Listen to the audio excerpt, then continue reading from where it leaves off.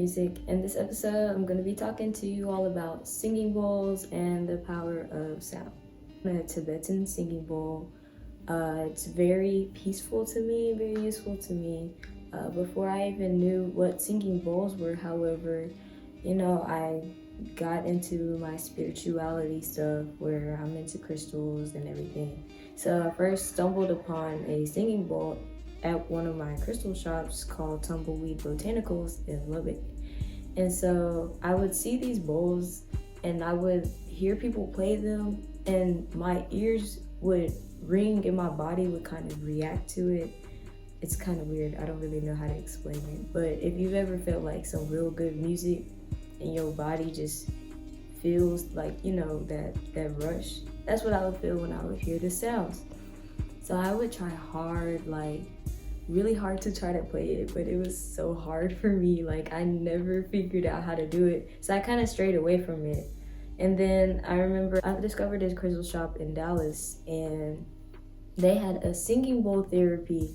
And it's crazy how I figured it out because I was reading this book about sound and the power of how it has healed people with autism or spectrum disorder and how people have really actually benefited from music, including Alzheimer's. Music has really had been a tool for healing for the longest. And so I was looking for this doctor that I read about in the book, and I was like, oh wow, it just so happened coincidentally that he was located in Dallas. So I drove to this other city, and bro, come to find out, that was 20 years ago. So I was in this city for no reason. And I was like, let me just look up a crystal shop.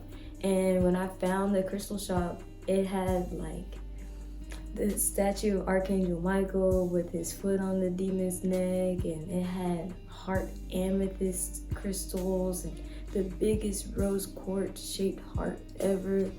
I felt like it was divine intervention, I was supposed to find this place. And then I also discovered that they do singing bowl therapy. Me and my mother, we went, and I'm not gonna lie, we didn't really get the full-on experience because this one family came in, and it was supposed to be an hour-long session, and it was, but this dude literally came in and snored from the beginning of the hour till the end. And I was like, bro, okay. But anyway, the bowls that they had were crystal bowls, and so the bowls there are certain bowls that resonate with each chakra, and I believe the guy had all of the chakra, or at least the root and the crown, I know that for sure. And then he also had this thing called a didgeridoo. I think it's an Australian instrument. It's this really long horn, and it sounds like aliens are attacking, but the way that your body reacts to all these sounds is amazing. And even though we had the distraction of the man snoring and everything, I really tried my best to just focus on what I was there for, which was for healing. So I made sure just to solely focus on that. In meditation, I meditate and you're supposed to focus on one thing.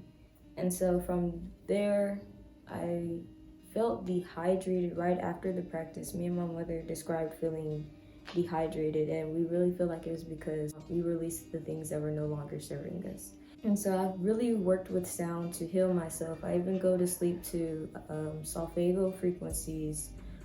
Sometimes that'll calm my nervous system, and the point of all of this sound and listening to it is to master my nervous system, and the best way is to make sure that all of this sound is just to make sure that I'm penetrating my subconscious. And the best way to talk to your subconscious is while you're asleep.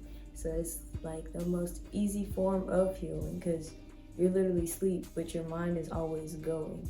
And the power of sound can change all types of things. And I'm referencing my angel Bible once again because it taught me so much.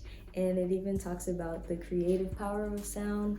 But my favorite part from it is where it says that sound can bring about profound changes on many levels, such as physical, emotional, and spiritual.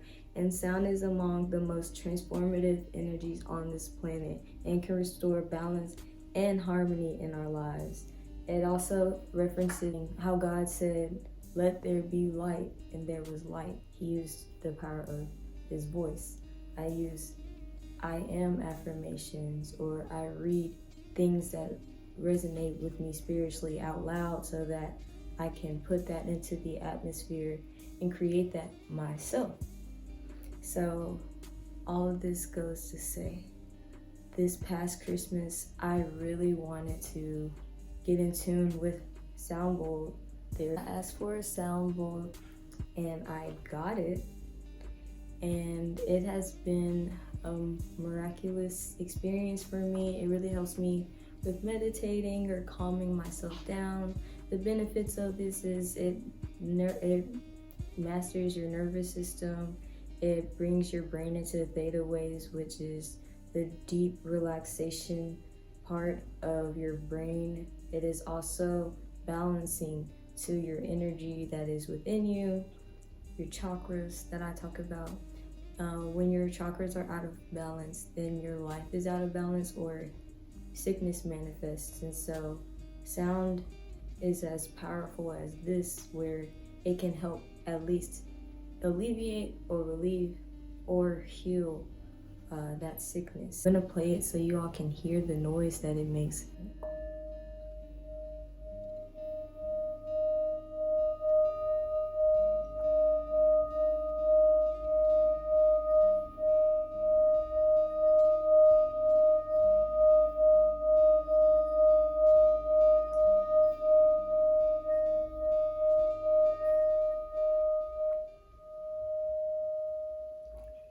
And so that sound helps calm you down. It gets you into meditative states, and it also just enhances your creative ability as well. So the healing tools that I have learned have really helped and benefited me in my life. And so the point of this is to help share that and inform others about it. So I hope you all enjoyed this episode and learn something and are inspired to at least pick up on one of these healing tools that I've introduced. And I hope you all have a great